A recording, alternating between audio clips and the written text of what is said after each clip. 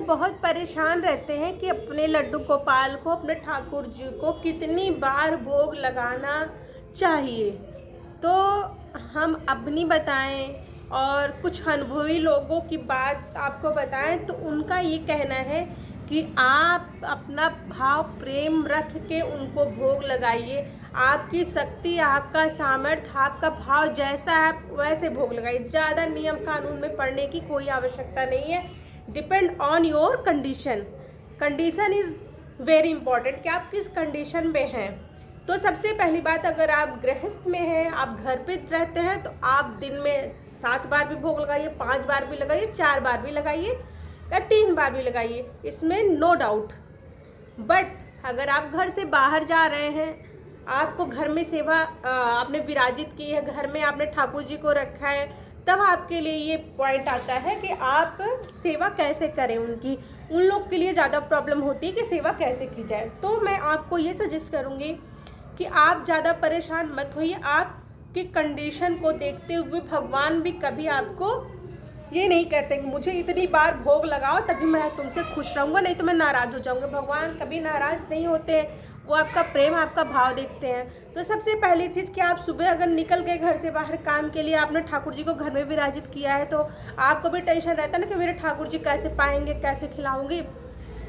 तो सबसे अच्छी बात और सबसे पहली बात यह है कि आप सुबह का पूजा पाठ अच्छे से कर लीजिए, उनको भोग लगा के चले जाइए और थोड़ा सा उनके लिए पहले कुछ खिला दीजिए, कुछ पिला दीजिए। उसके बाद उनके लिए ड्राई फ्रूट्स और जल उनके समीप रख के ही चले जाइए, मिठाई वगैरह जो भी कुछ आपको रखना है, ताकि चींटियाँ ना आए, इस चीज़ का ध्यान रखें अच्छे से।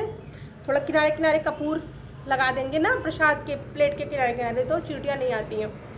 एक सेवा इस तरह से होगी। और आप टिफ़िन लेके बाहर जाते हैं खुद को प्रसाद ग्रहण करने के लिए, तो आप वहाँ पे जाइए और अपने ठाकुर जी को याद करिए, हे प्रभु अब ये आपका भोग का टाइम हो गया, आप यहीं से मेरा अपना भोग ग्रहण करिए ताकि मैं भी प्रसाद पा सकूं। तो आप वहाँ से भी इस तरह से भोग लगा सकते हैं। और कुछ लोग कहते हैं अब तो ठाकुर जी तो मेरे घर में बैठे, मैं यहाँ से कैसे उनको भोग लगाऊं। तो इसमें आपको टेंशन लेने की ज़रूरत नहीं है। पर ठाकुर जी वैसे आपको भाव से ही भोग लगा दीजिए। अगर आपको लगता है, आपका भाव कि मैं उनको देख के उनको भोग खिलाऊँ, तो सबसे अच्छा सॉल्यूशन आपके लिए, आज के ज़माना डिजिटल है, तो आपने मोबाइल तो अपने पास रखी होती है, उस मोबाइल में अपने लड्डू गोपाल, अपने ठाकुर जी की एक फ़ोटो लीजिए अच्छी सी, आप वीडियो बनाइए। और जब भी आपको भोग लगाना है उनको, दोपहर का टाइम है या शाम का टाइम है, उनके लिए अच्छे से लेके जाइए पैक करके, तुलसी दल डाल के रख के साथ में, और मोबाइल निकालिए और रखिए सामने और उनको भोग ऐसे ऐसे लगाइए। तो आपकी भी मानसिक संतुष्टि हो जाएगी कि भाई हमने भोग पवाया और सामने ही घर में ठाकुर जी विराजमान है। लेकिन जब आप याद करें, सामने उनकी छवि देखेंगे, तो आपको भी एहसास नहीं हुआ कि हमने अपने लड्डू गोपाल को भोग नहीं लगाया। तो कितना सिंपल है कि आप अपने ठाकुर की सेवा कहीं से भी कर सकते हैं, नो डाउट। कुछ लोग बहुत परेशान रहते हैं कि भाई 5 बार लगाना है, 7 बार लगाना है, 8 बार लगाना है, 2 बार लगाना है, कैसे मैं लगाऊँ। तो depend on your condition, everything depend on your condition, कि आप किस कंडीशन पे हैं। इसमें आपको ज़्यादा परेशान होने की नीड नहीं है।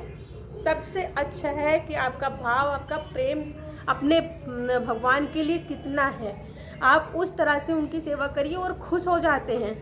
अगर आपके पास इनफ टाइम है, अब तो आप जिस दिन छुट्टी है, इनफ टाइम है, उस दिन आप अच्छे से सेवा करिए उनकी, खूब अच्छे से श्रृंगार करिए, नहलाइए धुलाइए, मेकअप करिए, अच्छा भोजन बनाइए और खिलाइए। जिस दिन छुट्टी है और जिस दिन नहीं छुट्टी, बिजी है, उस दिन आप अपने हिसाब से सेवा कर लीजिए। तो इसमें आप इतना परेशान क्यों होते हैं। मेरे हिसाब से अनुभवी लोगों से जिनसे भी मैंने सुना है, वो कहते हैं कि ज़्यादा नियम कानून में पढ़ के सेवा नहीं हो पाता। तो जैसे आप कंडीशन, उस कंडीशन पे सेवा करिए, आप अपना सच्चा भाव रखिए। बस एक चीज़ का ध्यान रखना है कि उनको लहसुन प्याज हम नहीं खिला सकते, गलत चीज़ नहीं खिला सकते बस। और आप शुद्ध और सात्विक भोजन ग्रहण करिए और उनको भी ग्रहण कराइए। तो मेरी बात कितनी सही है, कितनी गलत है, ये आप लोग डिसाइड करेंगे। अच्छी लगे तो राधे राधे, ना अच्छी लगे तो भी राधे राधे आप सबको।